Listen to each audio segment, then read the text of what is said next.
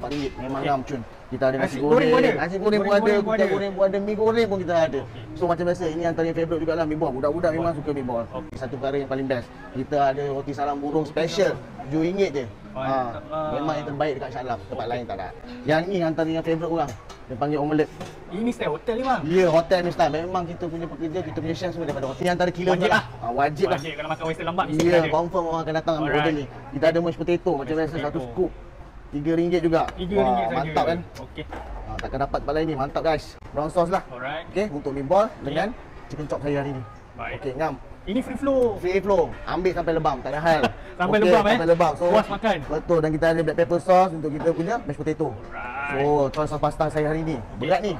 Dah terlalu banyak sangat kan. Harga pun patutkan. Saya ambil bolognese. Bolognese saya untuk spaghetti saya. Alright. Memang mantap, babe. Dah siap tak ni? Dah siap lah. Okey, kalau macam ni berapa? Ada RM28 harga macam ni. 28 je? 28.